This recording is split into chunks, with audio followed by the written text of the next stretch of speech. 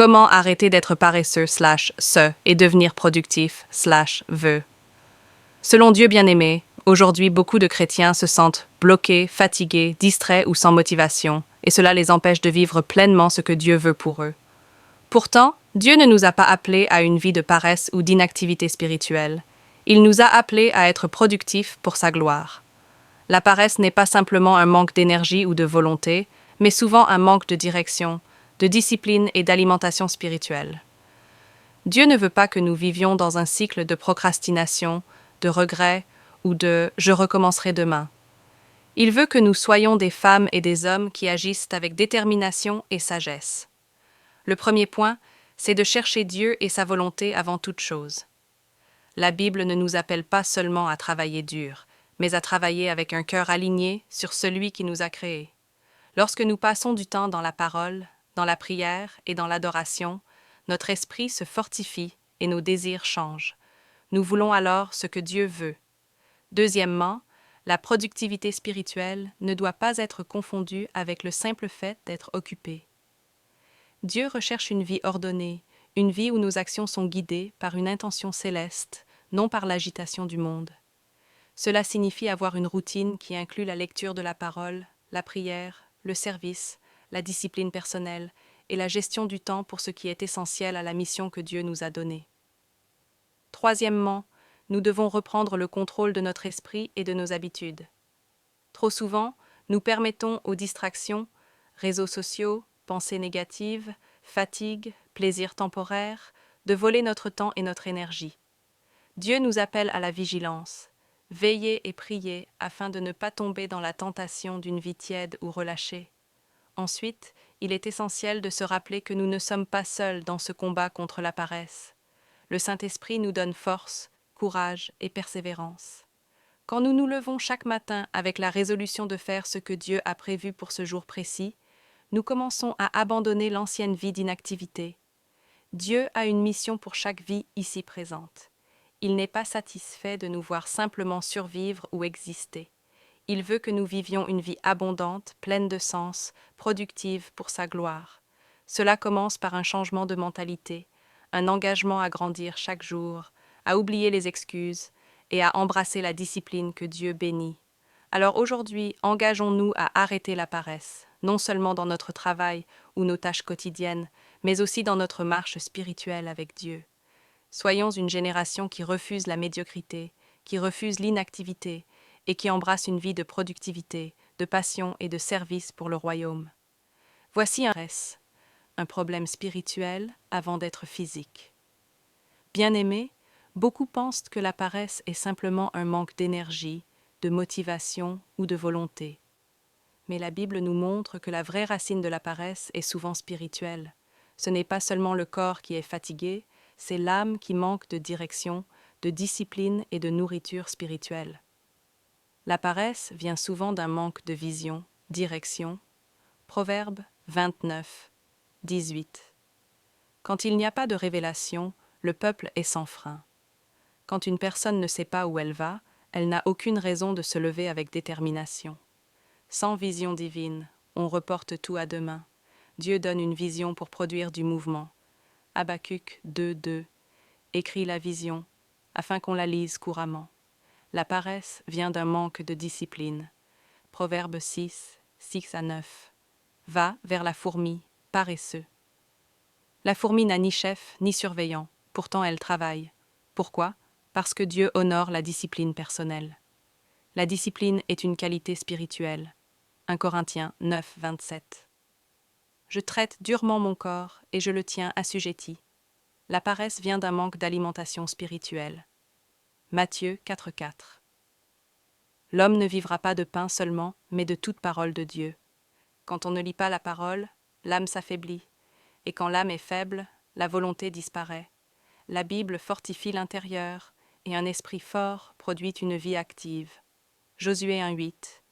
Médite ce livre, alors tu réussiras. Le danger, le cycle demain je commence. Proverbe 24. Le paresseux ne laboure pas à l'automne. Toujours remettre à demain crée une vie de regret. Ecclésiaste 11:4. Celui qui observe le vent ne sèmera point. Attendre le moment parfait est un piège. Cherchez Dieu avant tout, bien-aimé, le premier point fondamental pour vivre selon le plan de Dieu est de chercher Dieu et sa volonté avant toute chose. Matthieu 6, 33. Cherchez premièrement le royaume de Dieu et sa justice, et toutes ces choses vous seront données par-dessus. La Bible ne nous appelle pas seulement à travailler dur, à courir après le succès ou à accumuler des biens matériels. Non.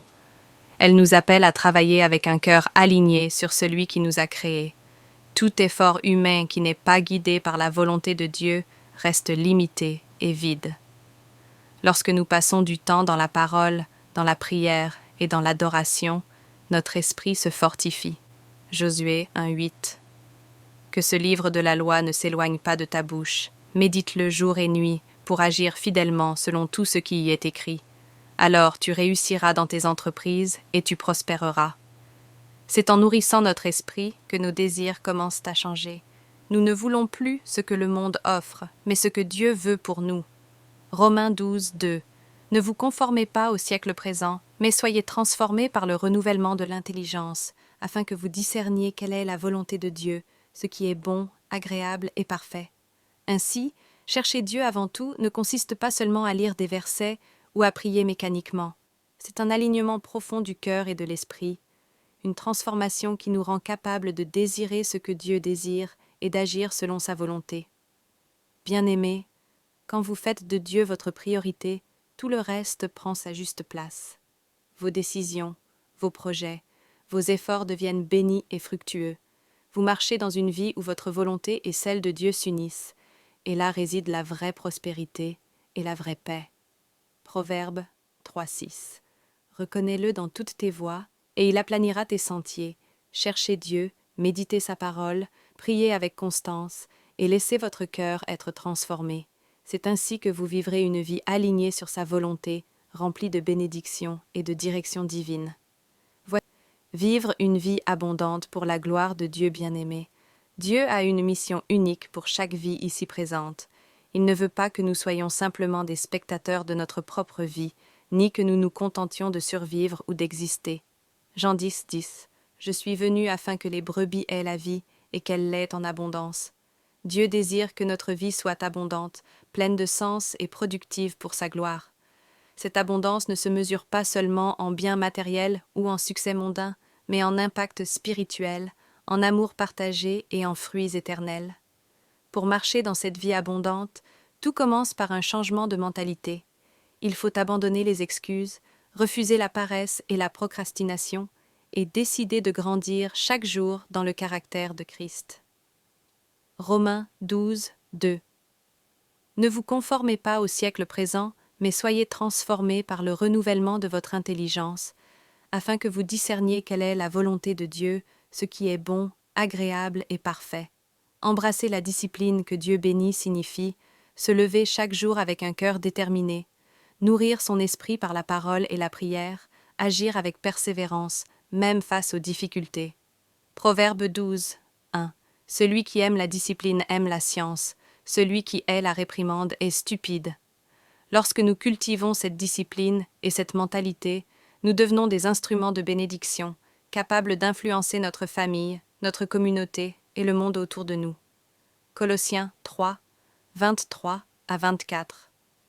Tout ce que vous faites, faites-le de bon cœur, comme pour le Seigneur et non pour les hommes, sachant que vous recevrez du Seigneur l'héritage pour récompense. Bien-aimés, Dieu nous appelle à vivre pleinement, avec détermination et sagesse, à transformer nos journées en opportunités de gloire pour lui. Que chaque action, chaque pensée, chaque effort soit dirigé par son plan et son amour.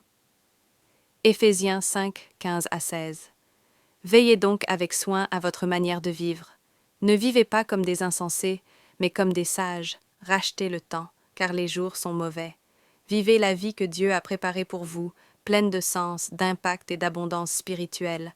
Ne vous contentez jamais de survivre, mais marchez chaque jour dans la plénitude de sa volonté. Engageons-nous à vivre dans la productivité spirituelle. Bien-aimés, aujourd'hui Dieu nous appelle à mettre fin à la paresse. Et cette paresse n'est pas seulement physique ou liée à nos tâches quotidiennes, elle touche aussi notre marche spirituelle avec lui. Trop souvent, nous vivons comme des spectateurs, laissant les jours passer sans discipline, sans prière, sans méditation de la parole. Proverbe 13:4. L'âme du paresseux a des désirs, et rien n'est atteint, mais l'âme des diligents sera rassasiée. Dieu ne veut pas que nous soyons une génération qui se contente de la médiocrité, ni qu'on se satisfasse d'une vie d'inactivité. Il nous appelle à être une génération de vision, de détermination et de fruits spirituels. Éphésiens 5:15-16.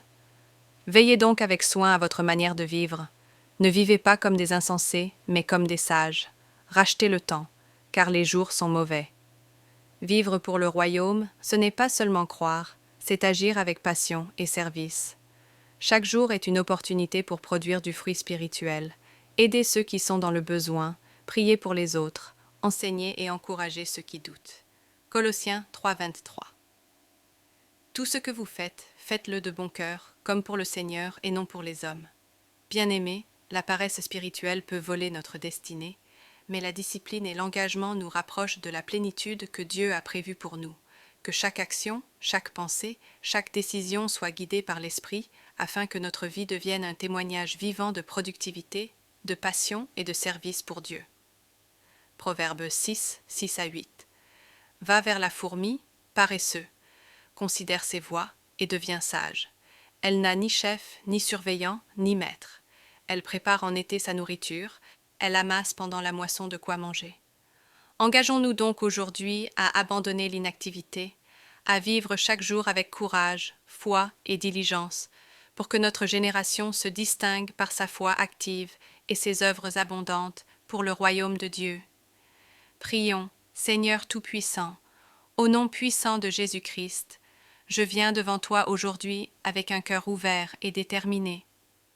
Je renonce à toute paresse, toute procrastination et toute inactivité qui m'empêche de vivre pleinement ma destinée. Proverbe 13:4. L'âme du paresseux a des désirs, et rien n'est atteint, mais l'âme des diligents sera rassasiée. Seigneur, réveille mon esprit et mon corps. Remplis-moi de motivation, de discipline et de force pour accomplir tout ce que tu as prévu pour ma vie. Éphésiens 5:15-16. Veillez donc avec soin à votre manière de vivre. Ne vivez pas comme des insensés, mais comme des sages. Rachetez le temps. J'active aujourd'hui la puissance du Saint-Esprit sur ma vie pour me guider dans chaque tâche, chaque travail et chaque mission que tu me confies. Que je sois diligent, persévérant, productif, et que chaque jour soit rempli de fruits pour ton royaume. Colossiens 3:23. Tout ce que vous faites, faites-le de bon cœur, comme pour le Seigneur et non pour les hommes. Seigneur, je déclare que la paresse n'a plus de pouvoir sur moi. À partir d'aujourd'hui, je marche dans la discipline, la détermination et la productivité, et je réalise pleinement la destinée que tu as tracée pour moi. Au nom puissant de Jésus-Christ, Amen.